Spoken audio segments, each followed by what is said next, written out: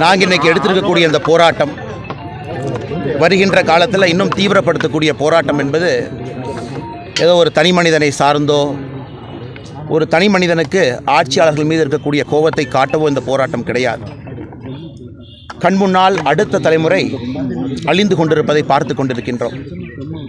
கல்வியினுடைய தரம் கீழே வர ஆரம்பித்திருக்கிறது, பொருளாதாரம் பின்தங்க ஆரம்பித்திருக்கிறது. எல்லாவற்றுக்கும் மேலாக அந்த காலத்தில் நம்ம போரில் சொல்லுவோம், ஒரு போராக இருந்தாலும் கூட ஒரு பெண்ணின் மீது கை வைக்கக்கூடாது என்பது நம்முடைய மரபு, இந்த மண்ணினுடைய மரபு. ஆனால் இன்றைக்கி தமிழகத்தில் பெண்களின் மீது, தாயார்களின் மீது, குழந்தைகள் மீது, அவர்கள் மீது தொடுக்கப்படக்கூடிய இந்த குற்றச்செயல்கள் ஒரு நாளும் அதிகமாக கொண்டிருக்கிறது. இன்றைக்கி தவ வேள்வியாக இந்த போராட்டத்தை நாங்கள் முன்னெடுத்திருக்கின்றோம். எதற்காக 6 சாட்டை அடி? எல்லாருக்கும் ஒரு காரணம் இருக்குங்க. என்னை பொறுத்தவரை முருகப்பெருமான்கிட்ட எங்களுடைய வேண்டுதலை இந்த 6 சாட்டை அடியாக சமர்ப்பிக்கின்றோம். விரதம் இருக்க போகின்றோம், அரசியல் பணியை செய்ய போகின்றோம், ஆண்டவனிடம் முறையிடப் போகின்றோம். கிடைக்கின்ற எல்லா மேடையிலும் கூட திராவிட முன்னேற்றக் கழகத்தை தோலுரித்து காட்டப் போகின்றோம். ஆட்சியில் 3 ஆண்டுகளாக தமிழகத்தை எவ்வளோ பின்னாடி கொண்டு போயிருக்கிறாங்க, இதெல்லாம் கூட தொடர்ந்து பேசுவோம். ஆனால் இன்றைக்கி ஏதோ ஒரு இடத்துல எனக்கு தெரியும், நான் காவல்துறையிலிருந்து வெளியே வந்த பொழுது ஒரு 10ஆம் கிளாஸ் படிக்கக்கூடிய ஒரு மாணவி, அவர் மீது தொடுக்கப்பட்ட அந்த ரேப் அண்ட் மர்டர், அதில் இறந்து போனாங்க. அன்றைக்கி நாங்கள் குற்றவாளியை கண்டுபிடித்த பிறகு அந்த சகோதரியினுடைய தாயார் என்கிட்ட கேட்டாங்க, அண்ணே நீங்கள் குற்றவாளியை பிடிச்சி கொடுத்துட்டீங்க, திரும்ப என் பொண்ணை கொடுங்க அப்படின்னு. அது ஏற்படுத்திய ஒரு தாக்கம் என்னை இங்கே என்னோட இருக்கக்கூடிய அந்த சகோதரிகளோடு இணைந்து பாரதிய ஜனதா கட்சியிலே பயணம் செய்ய வைக்க ஆரம்பித்தது. இன்றைக்கி அதே போல் ஒரு நடக்குது, அதை நாம் பார்த்து கொண்டிருக்கின்றோம். ஒரு சாதாரண அரசியல்வாதிகளைப் போல் ஏதோ பேசிட்டு நாமளும் கடந்து போயிடுறோம். அடுத்த நிகழ்வு வரும்பொழுது மறுபடியும் அதை பற்றி பேசுகிறோம். அது என்னால் பொறுத்து கொள்ள முடியவில்லை. ஒரு தாக்கத்தை அது ஏற்படுத்தி இருந்தது. அதனால் நல்லா யோசித்து தான் அந்த முடிவுக்கு வந்திருக்கிறோம். காலனியை நேற்றே கழட்டி வச்சுட்டேன். திமுக ஆட்சியிலிருந்து நகரும் வரை அந்த காலனியை நான் அணியப் போவதில்லை.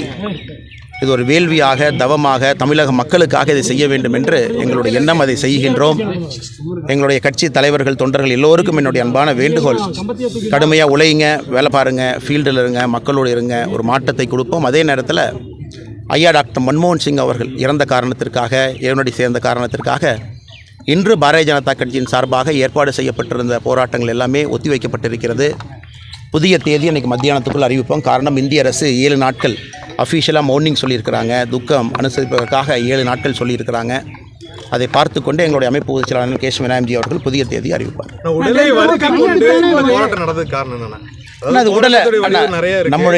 நம்முடைய மண்ணில் உடலை வருத்தி ஒரு விஷயத்தை நீங்கள் முறையிடும் போது அதற்கான ஒரு பலமும் சங்கல்பம் இருக்கும் என்பது என்னுடையது. நீங்கள் கேள்வி கேட்குற அண்ணன், நீங்கள் சபரிமலைக்கு மாலை போட்டிருக்கீங்க, நீங்களும் உடலை வருத்தி தான் மாலை போடுறீங்க. எதிர்பார்ப்பு இதில் ஆண்டவன்ட்டு போய் நம்ம எதுவும் கேட்க போகிறதில்ல, நமக்கு தனிப்பட்ட முறையில் எதுவும் கேட்பதில்லை. உடலை வருத்துவது என்பது நம்முடைய பாரம்பரியத்தில், தமிழ் மரபில், இந்த மண்ணில் அது ஒரு சாதாரண நிகழ்வு தான். விரதம் இருப்பதிலிருந்து எல்லாமே. முருகப்பெருமானுக்கு 6 சாட்டையடி என்பது அது எனக்கு நானே கொடுத்து கொண்டிருக்கக்கூடிய சாட்டையடி என்று சொல்வதை விட சமுதாயத்தில் ஏற்படக்கூடிய அவலங்கள் எல்லோருக்கும் சேர்த்து தான் அந்த சாட்டையடி எனக்கு அடிச்சுக்கிட்டேங்கண்ணா. அதனால் வருகின்ற காலத்தில் இது ஏதோ மறுபடியும் திமுக மேலே வெறுப்போ அல்லது இங்கே இருக்கக்கூடிய ஒரு தனி மனித வெறுப்போ கிடையாது. இந்த ஆட்சி போகணுங்கண்ணா. ரொம்ப தவறு பண்ணுறாங்க. அறவழியில் போராட்டம் செய்தாலும் கூட அதற்கும் வாய்ப்பில்லை, பேச முடியல, எந்த விஷயத்தையும் செய்ய முடியல. எதெடுத்தாலும் கூட அவச்சொற்கள், பழிச்சொற்கள், போட்டிக்கு போட்டியாக தரைகுறைவாக நடத்துதல், இதுதான் இன்றைக்கி 3 வருஷமாக நம்ம பார்த்துக்கிட்டு இருக்கோம். அதனால் உடலை வருத்துவது என்று நான் சொல்லவில்லை. இது தமிழ் மண்ணினுடைய மரபு. அதைத்தான் நாங்கள் கைப்பிடிக்க ஆரம்பித்திருக்கின்றோம். நேற்று கமிஷனர் பேசும்போது ரொம்ப கேஷுவலாக சொல்கிறார், அதாவது போயிடுச்சு என்ன பண்ண முடியும் அப்படிங்கிற மாதிரி சொல்லியிருக்காரு கமிஷனர், சென்னை கமிஷனர். அண்ணா, கமிஷனர் பேசினதில் ரொம்ப முக்கியமான விஷயத்தை மட்டும் உங்கள் முன்னால் நான் வைக்க விரும்புகின்றேன். நான் ஒரு தனிப்பட்ட முறையில் ஒரு IPS அதிகாரியோ, தனிப்பட்ட முறையில் அந்த காக்கி உடைக்கு பின்னாடி இருக்கக்கூடிய ஒரு அதிகாரியோ நான் குறை சொல்ல விரும்பலை. அந்த சம்பந்தப்பட்ட பெண் விக்டிம் யார் இருக்காங்களோ எங்களுடைய நடவடிக்கையின் மீது திருப்தியாக இருக்கிறாங்க அப்படின்னு ஒரு வார்த்தையை பயன்படுத்துனாங்க. அதை மட்டும் நான் திரும்ப காவல்துறையை கேட்குறேன், இந்த வார்த்தையை பயன்படுத்தலாமா? அவ்வளோ ஒரு இன்னலை சந்தித்த ஒரு பெண், அந்த கொடூரமான அந்த எஃப்ஐஆரை படித்து பார்த்தாவே கண்ணில் தண்ணி வராமல் யாரும் இங்கே இருக்க முடியாது. அவங்க காவல்துறையின் மீது திருப்தியாக இருக்கிறாங்களா? காவல்துறையின் மீது எப்படி திருப்தியாக இருந்திருப்பாங்கன்னா, இந்த கயவன் முதல் முறை செய்த பொழுதே உள்ளே அனுப்பிச்சிருந்தா திருப்தியாக இருந்திருப்பாங்க. ஏன்னா 2வது முறை இந்த குற்றம் நடந்திருக்காது. அண்ணா யூனிவர்சிட்டியில் எல்லா சிசிடிவி கேமராவும் ஃபங்க்ஷனிங்கிலிருந்து அவன் உள்ளே வராமல் இருந்தால் திருப்தி அடைஞ்சிருப்பாங்க. அதே நேரத்தில் தனிப்பட்ட முறையில் ஒரு சகோதரி, ஒரு பெண், அவருடைய நண்பரோடு தனிப்பட்ட முறையில் அவருக்கான முழு சுதந்திரம் இருக்குது. அந்த சுதந்திரத்தை யாரும் கெடுக்காமல் இருந்தால் திருப்தி அடைஞ்சிருப்பாங்க. அதனால் அது போன்ற வார்த்தைகளை பயன்படுத்துகிறாங்க காவல்துறை. இதெல்லாம் ஒரு கண்ணியமிக்க ஒரு பதவி. அந்த பதவி பொறுப்பு நாம் கொடுக்குறதே ஒரு கஷ்டமான எக்ஸாமை பாஸ் பண்ணி மக்களை பாதுகாக்க வேண்டும் என்பதற்காக. ஒரு இஷ்யூவை ட்ரிவலைஸ் பண்ணுறக்கோ, நார்மலைசேஷன் பண்ணுறக்கோ, இவ்வளோ பெரிய ஒரு இஷ்யூவை சாதாரணமாக கடந்து போவதற்கு காவல்துறை நண்பர்கள் முயற்சி எடுத்து கொண்டிருக்கின்றார்கள். எப்பொழுதும் உங்களுக்கு தெரியும், காவல்துறையை குறை சொல்பவன் அல்ல, குற்றம் சொல்பவன் அல்ல. இது சிஸ்டமிக் ஃபெயிலியர். சிசிடிஎன்எஸில் அந்த மாதிரி லீக் ஆக வாய்ப்பே இல்லைன்னா சிஸ்டம் எல்லாம் கிளிச் ஆகாது. நானும் அங்கே இருந்திருக்கின்றேன், பணியாற்றி இருக்கின்றேன். அது ரொம்ப செக்யூர்டான சிஸ்டங்கன்னா, நீங்கள் எஃப்ஐஆர் லாக் பண்ண உடனே அது ஆட்டோமேட்டிக்காக சர்வருக்குள்ளே அப்லோட் ஆயிருங்கன்னா அவ்வளோ ஈஸியாக யாரும் எடுக்கவே முடியாது. யாராச்சும் இதை டவுன்லோட் பண்ணி வெளியே கொடுத்தா மட்டும்தான் விக்டிமுக்கு ஒரு காப்பி போகும், கோர்ட்டுக்கு ஒரு காப்பி போகும். இதுதான் ஜென்ரலாக இருக்கக்கூடிய நடைமுறை. ஆனால் இன்றைக்கி அந்த எஃப்ஐஆர் வெளியே வந்திருக்கு. அந்த எஃப்ஐஆரில் நீங்கள் அதை படித்து பார்த்தீங்கன்னா அந்த சகோதரியினுடைய வாழ்க்கையே நாசம் பண்ணிட்டாங்க. 7 தலைமுறைக்கு வாழ்க்கையை நாசம் பண்ணிட்டாங்க செல்ஃபோனோட. இதற்கெல்லாம் தான் பதில் எதிர்பார்க்கின்றோமே தவிர ஒரு இஷ்யூவை ட்ரிவிலைஸ் பண்ணுறக்கோ, அதை கேஷுவலாக எடுத்துகிட்டு போகிறதுக்கோ மக்கள் எதிர்பார்க்கவில்லை. மறுபடியும் சொல்லுகின்றேன், தனிப்பட்ட முறையில் காக்கி உடைக்கு பின்னால் இருக்கக்கூடிய ஒரு சகோதரனோ சகோதரிகிட்ட கோவம் இல்லைங்க. இப்போ நான் கோவமே காக்கி உடையின் மீது. ஒரு சிஸ்டமிக் பிரச்சனையில் காக்கி உடை மாட்டி இருக்குது, கைகள் கட்டப்பட்டிருக்கிறது, சுதந்திரம் இல்லை, ஆட்சியாளர்களை பார்த்து நின்று கொண்டிருக்கின்றார்கள், சுதந்திரமாக முடிவெடுக்க முடியல. அதைத்தான் நான் சொல்லுகின்றனோ தவிர வேறு யாரையும் நான் குற்றம் சுமத்தவில்லை. அதற்கான காலம் வரும், எங்களுக்கும் மக்கள் வாய்ப்பு கொடுப்பார்கள். அன்னைக்கு காவல்துறையை நாங்கள் சீர்படுத்தி காட்டுவோம். நீங்கள் வந்து சாட்டையில் அடிச்சுக்கிட்டீங்க. இதே மாதிரி நீங்கள் தேர்தல் நிற்கும் போது கூட உங்களோட தொண்டர் ஒருத்தர் வந்து கையை வந்து அறுத்துக்கிட்டாரு. இந்த மாதிரி வந்து தன்னைத்தானே வருத்திக்கிட்டு நீங்கள் பண்ணுறதை வந்து நாளைக்கு வந்து உங்கள் தொண்டர்கள் ஃபாலோ பண்ணாங்கன்னா, இது சாட்டையில் அடிப்பதுங்கன்னா தமிழ் மரபில் நம்முடைய பாரம்பரியத்தில் தினமும் நடப்பது தான். தாத்தாலேருந்து எங்கள் அப்பாலேருந்து எல்லாமே காவடி எடுக்கிறாங்க, பண்ணுறாங்க. அதைத்தான் நான் எடுத்திருக்காங்கண்ணா. நாம் ஆண்டவனுக்கு ஒரு வேள்வியாக இதை செய்கின்றோம். ஒரு தனி மனிதனை உயர்த்தியோ புகழ்ந்தோ தாழ்த்தியோ நாம் செய்யலை. ஆனால் தனி மனிதனுக்காக யாரும் செய்யாதீங்க, ஆண்டவனுக்காக நாம் செய்கிறது தான் நானும் செஞ்சுருக்கிறேங்கன்னா. இன்றைக்கி என்னை வருத்தி கொண்டிருப்பதுன்னு சொல்கிறத விட ஆண்டவனுக்கு இதை சமர்ப்பித்திருக்கின்றோம். அந்த அறவழியில் போகிறோம். நாங்களும் தவறுகள் செய்திருக்கலாம், தெரிஞ்சோ தெரியாமலையோ. அந்த சாட்டடியை வந்து எங்களுக்கும் ஒரு பாடமாக இருக்கட்டும், அப்படி எடுத்துக்கங்க.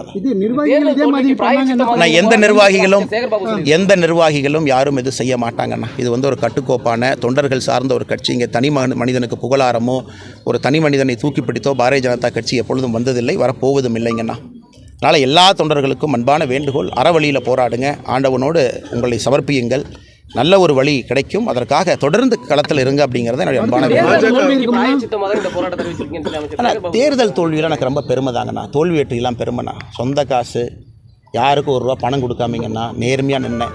சாராய் விற்று வந்த காசில் ஓட்டுக்கு பணம் கொடுக்கலிங்கன்னா, கோயிலில் பஞ்சாமிரதம் வைக்கிற கமிஷனில் பணம் கொடுக்கலிங்கன்னா, நேர்மையாக விவசாயத்தில் இருந்து வர்ற ஒரு ஆள் நிற்கிறேன். அடுத்த 2026 தோல்வி வந்தாலும் அதை ஏற்றுக்கிறேன். அதை பற்றிலாம் எங்களுக்கு கவலை இல்லைனா. இந்த வழியில் தான் நாங்கள் போவோம். வெற்றி தோல்வியெல்லாம் 2வது. அரசியல் இருப்பது அண்ணன் சேகர்பாபு அவர்கள் சொல்வது போல், வேறு தலைவர்கள் சொல்வது போல் ஜெயிச்சுட்டு முதலமைச்சர் போகிற ஜீப்பில் சைடில் தொத்திக்கிட்டு அப்படியே கூட போய் ஏதாச்சும் பஞ்சாமிரத கமிஷன் கிடைக்குமா, அதுக்காக இங்கே நாங்கள் இல்லை. நாங்கள் இங்கே இருப்பது வெற்றி தோல்வியை தாண்டி தமிழ் சமுதாயத்தை சீர்திருத்த வேண்டும், இந்த மண் இழந்த பெருமையை நிற்க வேண்டும் என்பதற்காக. அதனால் சேகர்பாபு எனக்கு சொல்கிறேன், அடுத்த முறை இதே மாதிரி தான் நிற்பேன், பணம் கொடுக்காம தான் நிற்பேன். மறுபடியும் நீங்கள் சாராய வத்த காசெல்லாம் கொண்டு வாங்க, பணத்தை இறைங்க, 500 கோடி செலவு பண்ணுங்கள். கோயம்புத்தூர் எவ்வளோ செலவு பண்ணால் உங்களுக்கும் தெரியும், எனக்கும் தெரியும். வாங்க பார்த்துக்கலாம். மக்களின் மீது மட்டும்தான் நம்பிக்கையோ தவிர வேறு யாரின் மீது நம்பிக்கை இல்லை. வந்து ஏற்கனவே இந்த குற்றவாளி இதே மாதிரி சம்பவத்தில் ஈடுபட்டிருக்காங்க, அப்போ சரியான நடவடிக்கை இல்லாதனால தான் மீண்டும் பண்ணியிருக்காங்கன்னு ஒரு குற்றச்சாட்டு. நேற்று நான் ரொம்ப தெளிவாக அதை பற்றி பேசினாங்கல்லங்கண்ணா. அப்போ நீங்கள் நடவடிக்கை எடுத்திருந்தால் 2வது முறை இது நடந்திருக்காது. மாநில தலைவராக நீங்கள் வந்து இந்த போராட்டங்கள், அதாவது ஆளும் அரசுக்கு எதிராக வந்து பல்வேறு நடவடிக்கைகள் இறங்குறீங்க. ஆனால் அதே சமயம் ஒரு கட்சியுடைய மாநில தலைவராக இருக்கும் போது அது ஒரு வெங்காய பதவி, இந்த அரசியல் வந்து இப்படியே தான் இருக்குது அப்படிங்கிற மாதிரி. அண்ணா, எல்லா பதவியும் வெங்காய பதவி தானா? என்ன காரணம்னா, வெங்காயத்தை உரிக்க ஒன்றுமே இருக்காது. அடிப்படையில் எல்லோரும் தொண்டர்கள் தான். அந்த பதவிக்கு கௌரவங்கிறது நீங்கள் ஒரு சேரை போட்டு அதுக்கு ஒரு அலங்காரம் பண்ணி அது தேவையில்லை என்று எப்போதும் நான் சொல்கிறேன். வெங்காய பதவி இன்றைக்கி சொல்ல, எப்போதும் சொல்கிறது தான். வெங்காயத்தை உரிக்க உள்ள எதுவுமே இருக்காது, அதான் பதவி. அந்த பதவிக்காக நாம் ஒரு விஷயத்தை தொத்திக்கிட்டு இருக்க முடியாதுங்க. எல்லோருக்கும் அதான் சொல்கிறேன். இன்றைக்கி அமைச்சர்னு அவங்க நீங்கள் அண்ணன் சொல்கிறாங்க, அமைச்சர் சொன்னாங்க, அது ஒரு வெங்காய பதவி. எத்தனை நாளைக்கு அது இருக்க போகுது? வெங்காயத்தை உரிக்கிற மாதிரி நாளைக்கு காலையில் ஒன்றும் இல்லாமல் போகும். அடிப்படையில் நாம் எல்லோரும் தனி மனிதர்கள் தான். பொறுப்பு வரும், பொறுப்பு போகும். வழக்கத்தில், கோபத்தில், ஒரு ஆற்றாமையில், சமுதாயத்தின் மீது ஒரு மக்களுக்கு இதெல்லாம் நடக்குதுன்னு நீங்கள் அவங்கள்ட்ட எடுத்து சொல்லும் பொழுது இதெல்லாம் சாதாரணமாக பயன்படுத்தக்கூடிய வார்த்தைகள். அதில் எந்த தவறையும் நான் பார்க்கவில்லைங்கண்ணா. நகைச்சுவையாக இருக்கே அப்படின்னாரு. பரவாயில்லைங்கண்ணா. அண்ணன் நகைச்சுவையாக இருப்பவர்களுக்கு நகைச்சுவையாக இருக்கட்டும், சீரியஸாக இருக்கிறவங்க சீரியஸாக இருக்கட்டும். இதை இறைவனுடைய பாதையில் எடுத்துறவங்க இறைவனுடைய பாதையில் எடுத்துக்கிட்டோம். நாங்கள் யாரையும் எங்கள் பாதைக்கு வாங்கன்னு திருமாவளவன் நான் சொல்லவே இல்லையாங்கண்ணா. நாங்கள் இப்படி என்று சொல்லுகின்றோம், அவ்வளோதான். மேடம் சொல்லுங்கள் மேடம். சார், லண்டன் போயிட்டு திரும்பி வந்தாலும் உங்களுக்கு ஏதோ ஆயிடுச்சு அப்படின்னு பல கட்சிகள் வந்து விமர்சனம் வைக்கிறாங்க இவங்க மேல. லண்டன் போயிட்டு வந்ததுக்கு அப்புறம் அண்ணாமலைக்கு ஏதோ ஆகிவிட்டதுங்கிறார். இதே போல முன்னாள் ஐபிஎஸ் அதிகாரி இப்படி எல்லாம் நடந்துக்கிறாரு அப்படின்னு ஒரு இது இருக்கு. அதே மாதிரி லண்டன் போயிட்டு இருந்தது இது மாதிரி கோவில் போகிறதுக்கான யாருங்கண்ணா?